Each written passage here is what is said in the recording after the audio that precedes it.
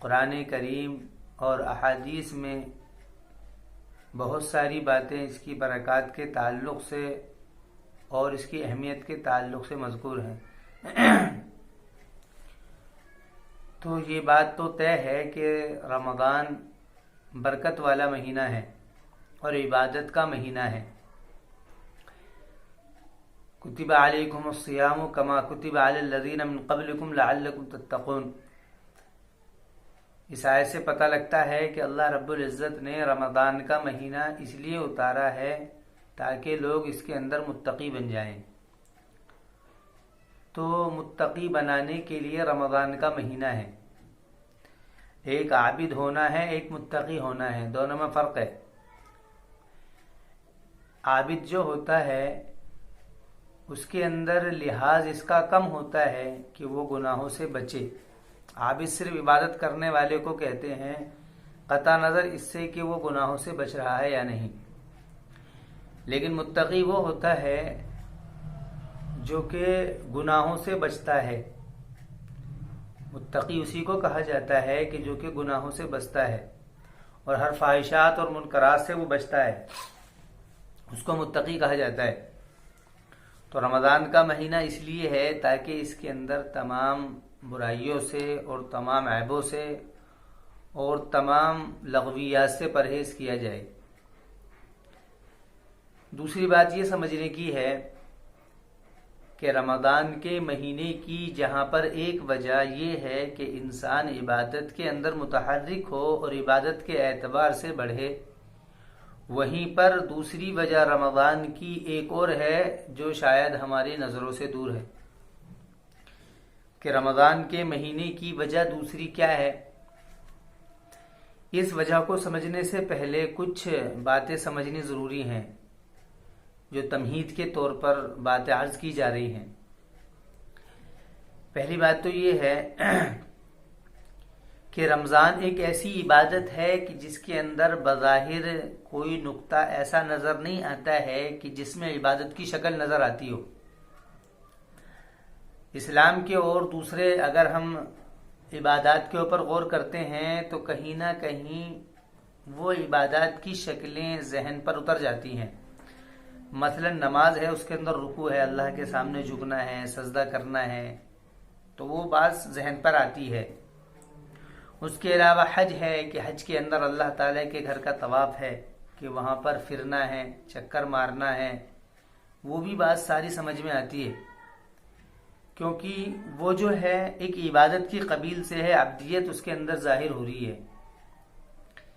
लेकिन अगर हम रमज़ान के ऊपर गौर करते हैं तो रमज़ान के अंदर इबादत के ताल्लुक़ से और अवामिर के ताल्लुक़ से तीन बातें हैं जो कि मनहियात के ताल्लुक़ से हैं। पहली चीज़ है खाने से रुकना, दूसरी चीज़ है पीने से रुकना और तीसरी चीज़ है जिमा से रुकना, यानी सोहबत से रुकना। तो ये तीन चीज़ें हैं इसके अंदर, खाने से रुकना, पीने से रुकना, जिमा से रुकना। तो खाने से रुकना यानी भूखा रहना, यानी प्यासा रहना, यानी बीवी से अलग रहना, बज़ाहिर ये बात ऐसी नहीं लगती है कि जिससे ये बात समझ में आए कि ये कोई इबादत की कबील से है। इसलिए कि खाने से रुकना यानी भूखा रहना, प्यासा रहना, तो सवाल ये उठता है क्या अल्लाह ताला खुश होता है इस बात से कि बंदे भूखे रहें? क्या अल्लाह ताला खुश रहता है इस बात से कि बंदे प्यासे रहें? क्या अल्लाह ताला खुश होता है इस बात से कि इंसान जो है हलाल तरीके से जो उसकी बीवी है उससे भी दूर रहे? अगर हम इसके ऊपर गौर करेंगे तो ये जो मनहियात हैं इसके अंदर सख्ती पहले और ज़्यादा थी। पहले सख्ती ये थी, एक सहाबी हैं, अंसारी सहाबी, कैसर के नाम से उनका नाम है, एक अंसारी सहाबी हैं। हदीस की किताबों में उनका वाक़या है। वो एक मरतबा इफ्तार के वक्त में अपने घर आए और उन्होंने अपनी बीवी से कहा कि कुछ खाने के लिए है तो हाजिर करो। तो इफ्तार का वक्त करीब था पूरे दिन काम के थके हुए थे वो, तो उनकी बीवी ने कहा कि अभी तो कुछ नहीं है, मैं लेकिन हाजिर करती हूँ। तो वो बीवी गई और कुछ सामान के इंतज़ाम में, कुछ खाने पीने के लिए वो इंतज़ाम के लिए चली गई। इतने में वो पूरे दिन के थके हुए थे, उनको नींद आ गई, वो सो गए। जब ये वापस आई इंतज़ाम करके, तो इन्होंने कहा कि भाई ये तो हकीकत ही में महरूम हो गए। यानी मतलब क्या था, मतलब ये था, हुक्म ये था पहले कि अगर इफ्तार के वक्त होने के बाद में कोई आदमी इफ्तार करे या ना करे, अगर वो सो जाता है, आंख उसकी लग जाती है, सवाल ये नहीं है कि उसने कुछ खाया है पिया, नहीं, उसकी आंख लग जाए बस, तो आंख लगते ही, सोते ही उसका रोजे का वक्त शुरू हो जाता है। यानी जैसा कि अब अगर आदमी इफ्तार करके सो जाए तो सहरी से पहले कभी भी खा सकता है, चाहे वो सो या जागे, इससे कोई बहस नहीं है। लेकिन पहले मसला ये था कि अगर कोई सो जाता था तो खाने पीने की इजाजत बिल्कुल खत्म, यानी रमजान में वो दाखिल हो जाता था वो। तो जब उनकी आंख लगी तो वो उनका रोजा शुरू हो गया। एक तो वो पूरे दिन के भूखे थे उस दिन के, फिर रात में भूखे रहे, फिर अगले दिन भूखे रहे, तो जोहर की नमाज के बाद में, जोहर के बाद में वो बेहोश हो गए भूख की वजह से। तो उनको हज़रत नबी अकरम अलैहिस्सलाम के पास ले जाया गया। तो आप अलैहिस्सलाम के पास जब वो गए तो फिर इस हुक्म के अंदर तखफीफ आई कुरान ही के अंदर, कि कुरान ही उहिल्ला लकुम लैलतुस सियाम अर्रफसु इला निसाइकुम हुन्ना लिबासुल लकुम व अंतुम लिबासुल लहुन अलिमल्लाहु अन्नकुम कुंतुम तख्तारून अनफुसकुम व ताब अलैकुम फलआन बाशिरुहुन।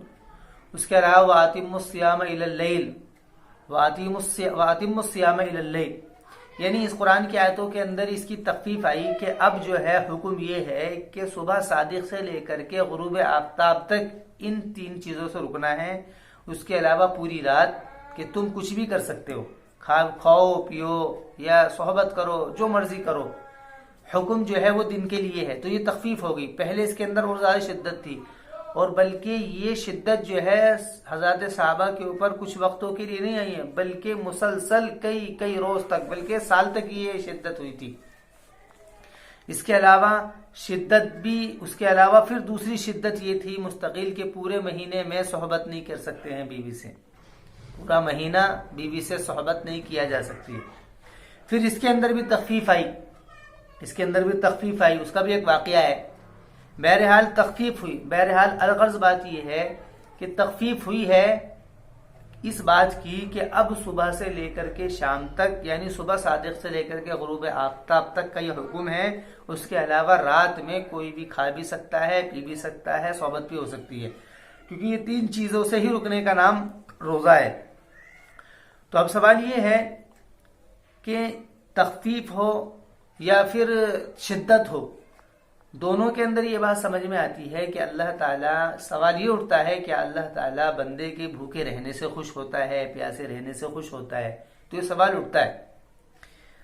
बात ये नहीं है कि भूख, एक बात ये पहले अर्ज की गई थी कि रमज़ान की हिकमतों में से 2 हिकमतें हैं। पहली हिकमत तो ये है कि ये तक़वा, मुत्तकी बनाने के लिए है, कि ये मुत्तकी बनाने के लिए है, और मुत्तकी बनाने की जो दलाइल हैं वो सारी की सारी कुरान और हदीस के अंदर मज़कूर है। दूसरी शिक जो है वो ये है कि रमज़ान का रोज़ा मुत्तकी बनाने के अलावा भी किसी और चीज़ के लिए है, जैसे कि हदीसें इशारा करती हैं। तो इसका जवाब ये है कि हाँ है।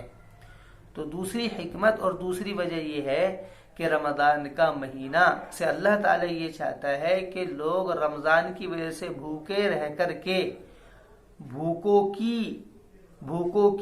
का ख्याल इनके अंदर आए, प्यासे रह कर के प्यासों की प्यास का ख्याल इनके अंदर आए।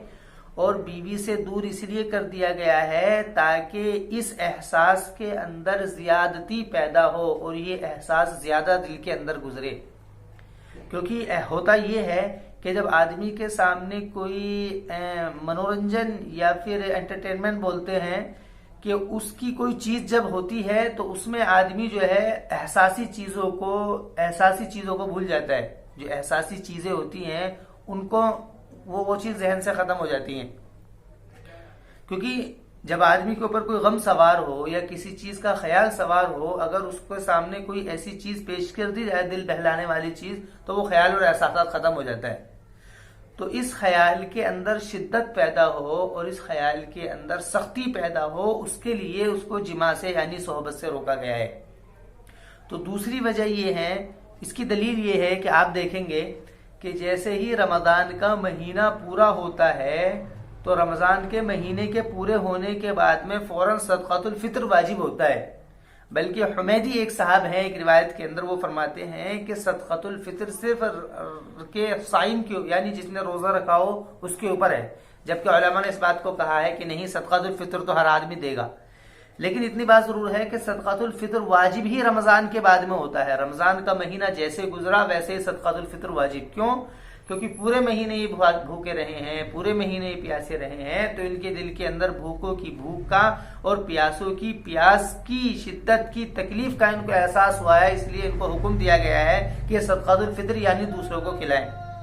इसके अलावा दूसरी बात यह है कि रसूल अकरम अलैहिस्सलातु वस्सलाम, हदीस में आता है, हज़रत साहब फरमाते हैं कि रमज़ान के महीने के अंदर आप कैदियों को आज़ाद किया करते थे और हर साइल को दिया करते थे।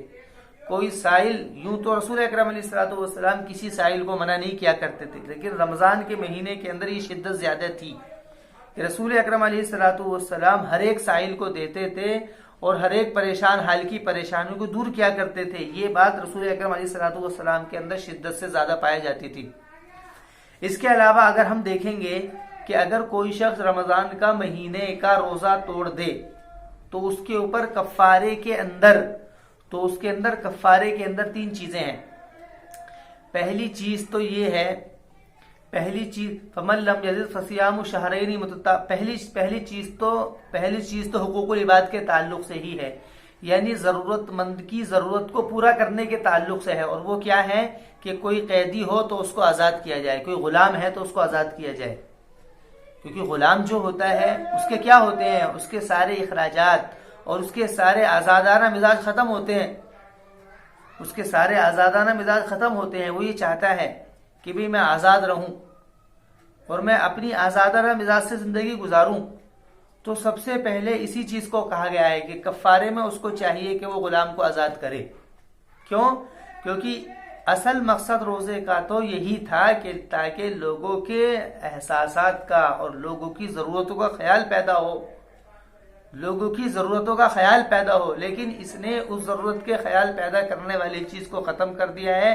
तो अब इसके ऊपर सजा ये है कि वो गुलाम को आजाद करे। यानी क्या है कि असल तो था इसके अंदर भूख का ख्याल पैदा करना, लेकिन ये इस ख्याल से पीछे हटा है, इसलिए इसके ऊपर सजा के तौर पर ये है कि भूख नहीं बल्कि भूख से बढ़कर जो एहसासात हैं वो क्या है कि गुलामाना जो जिंदगी है कि उसका ख्याल इसके अंदर पैदा कराया जाए और इससे कहा जाए कि गुलाम को आजाद करे। अगर गुलाम नहीं है तो फिर क्या, क्योंकि सबसे बड़ा एहसास क्या है, भूख से भी बढ़कर और प्यास से भी बढ़कर क्या है कि एक इंसान को आजादाना जिंदगी देना, उसके तमाम हुकूक उसको दे देना, ये सबसे बड़ी कोशिश है और ये सबसे बड़ा हुकूकुल इबाद का नजरिया है।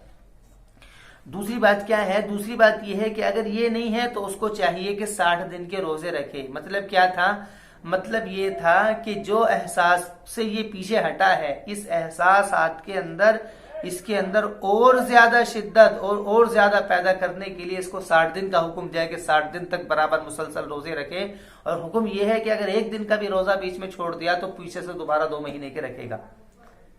कि इसको तो ये एक अमल दिया गया था कि ये परेशान हालों की परेशानियों का ख्याल पैदा करे, इससे इसने पीछे हटा है, इसलिए इसको 2 महीने के तौर पर सजा के तौर पर दिए गए हैं। और अगर बात यह है कि अगर इसकी भी ताकत नहीं रखता हो तो फिर तीसरा वही हुक्म आ जाता है और वहां पर बात खत्म हो जाती है कि मिस्कीनों को खाना खिलाए, जरूरतमंदों को यानी भूखे को खाना खिलाए। तो आप ये सोचें कि रमजान के रोजे तोड़ने का कफ्फारा भी हुकूकुल इबाद से मुताल्लिक है। और हुकूकुल इबाद से भी क्या है, सबसे पहला हक, आजादाना हक, उसका सबसे पहले हुक्म है। और अगर वो नहीं है तो फिर आखिर में क्या है कि भूखों को खाना खिलाया जाए, मिस्कीनों को खाना खिलाया जाए। तो इसके बारे में उलमा फरमाते हैं कि 60 मिस्कीनों को या तो खाना खिला दे या फिर 2 महीने तक यानी 60 दिन तक मुसलसल एक मिस्कीन को रोजाना खाना खिलाए। एक बात तो ये है। दूसरी बात ये है एक रिवायत में है कि रसूल अकरम अलैहिस्सलातु वस्सलाम ने इरशाद फरमाया कि मुसलमान के लिए रमज़ान के महीने से बेहतर कोई महीना नहीं है। मुसलमान के लिए रमज़ान के महीने से बेहतर कोई महीना नहीं है और मुनाफिक के लिए रमज़ान के महीने से बुरा कोई महीना नहीं है। इसकी वजह फिर आपने जिक्र की, आपने फरमाया कि मुसलमानों के लिए रमज़ान के महीने से बेहतर महीना कोई नहीं है, इसलिए कि रमज़ान के महीने के अंदर मुसलमान अपनी इबादत का तोशा, अपनी इबादत की कुव्वत को हासिल करता है। इबादत की कुव्वत के दो मतलब हैं। इबादत की कुव्वत का एक मतलब तो ये है कि आदमी हर चीज़ों से और हर ख्यालात से पीछे रहता है और हर परेशानियों से एक तरफ होकर के और हर एहसासात से निकल कर के सिर्फ इबादत के अंदर वो मुतहर्रिक होता है, चाहे वो बदनी इबादत हो चाहे वो माली इबादत हो। तो उसके अंदर आदमी शिद्दत के साथ में और इखलास के साथ के अंदर उसके अंदर लगा हुआ रहता है। एक तो मतलब इसका ये है, और दूसरा मतलब इसका ये है कि इबादत की कुव्वत क्या है। इबादत की कुव्वत ये है कि बंदा हुकूकुल इबाद की लाइन से पूरा हो। इसलिए कि हदीस में आता है कि बहुत सारे नमाजी और बहुत सारे अमल वाले सिर्फ लोगों के हक ना अदा करने की वजह से उनके अमल को ख़त्म किया जाएगा, उनके अमल की कुव्वत को छीना जाएगा और उनके अमल को ख़त्म कर दिया जाएगा। क्यों? क्योंकि अमल को बचाने के लिए जो है वो हुकूकुल इबाद हैं। अमल की बचाने के लिए वो हुकूकुल इबाद हैं। हुकूकुल इबाद की अदायगी से, भूखों की खाना खिलाने से, प्यासों को पानी पिलाने से, ज़रूरतमंद की ज़रूरत पूरा करने से कि ये वो हुकूक है जिसकी वजह से इंसान के हज और नमाज जैसी बड़ी बड़ी इबादतें बची रहेंगी, वरना सारी दाव पर लग जाएंगी, ये हदीस में। और इसकी तायीद इस बात से भी होती है, फिर आगे आपने फरमाया कि मुनाफिक के लिए इससे बदतर महीना कोई नहीं है। क्यों? क्योंकि मुनाफिक इसके अंदर लोगों के ऐबों के पीछे पड़ता है और लोगों की बुराइयों के पीछे पड़ता है। मतलब क्या था? उनके लिए बेहतर इसलिए है क्योंकि वो इबादत की तक़वियत को तलाश करते हैं, और इनके लिए बदतर इसलिए है क्योंकि ये लोगों की बुराइयों को तलाश करते हैं। तो अगर इसका हम मुतावाजना करते हैं तो बुराइयों को तलाश करने के बिल्कुल अपोजिट चीज जो होगी, मुखालिफ चीज जो होगी, वो होगी लोगों की अच्छाइयों को तलाश करना और लोगों के हक का ख्याल करना और लोगों की परेशानियों को दूर करना। तो अब तो बताना ये था कि रमज़ान की हिकमतों में जहाँ पर एक हिकमत ये है कि बंदा इबादत के एतबार से मजबूत हो, उसी तरीके से एक हिकमत ये भी है कि रमज़ान के अंदर भूखा और प्यासा रखा करके और बीवी से दूर कर करके इन एहसासात के अंदर ज्यादती पैदा कराई गई है कि भूखों की भूख का ख्याल हो और प्यासों की प्यास का ख्याल हो।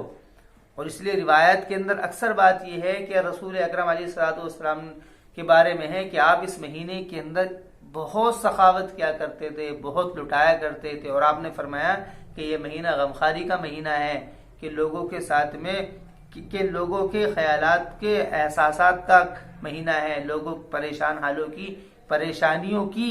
परेशानियों के दूर करने का महीना है। ये महीना इसलिए नहीं है कि इसके अंदर क्या नाम है आदमी इफ्तारी के अंदर बेहतरीन चाट पकौड़ी खाए और बेहतरीन ग़िज़ाएं खा रहा है, और जो है बराबर में कोई पड़ोसी है और जो भूखा है कि उसको क्या नाम है कि उसका कोई ख्याल नहीं है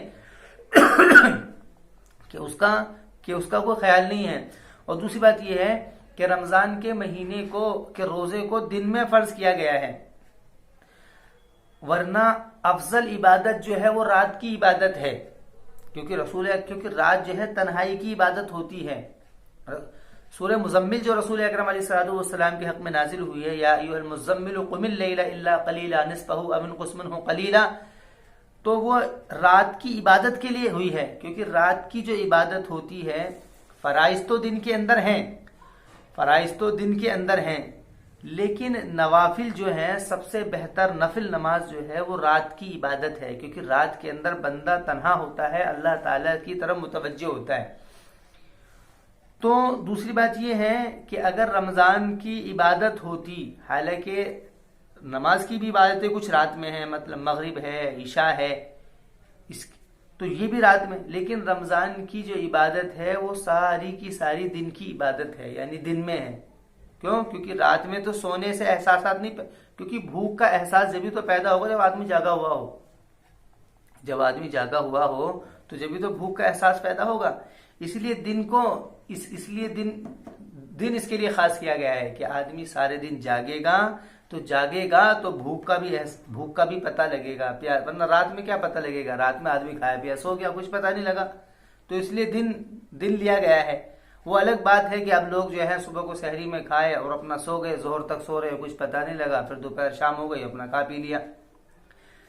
लेकिन इतनी बात जरूर है कि रमजान की हिकमतों में से एक हिकमत ये भी है कि रमजान का महीना इसलिए मशरू हुआ है कि भूख की वजह से भूखों का एहसास हो और प्यास की वजह से प्यासों का एहसास हो। उसकी दलील में कुछ बातें आपके सामने अर्ज की गई, और सबसे बड़ी दलील ये है कि रमजान का महीना खत्म होते ही सदक़तुल फितर वाजिब करार दिया गया है।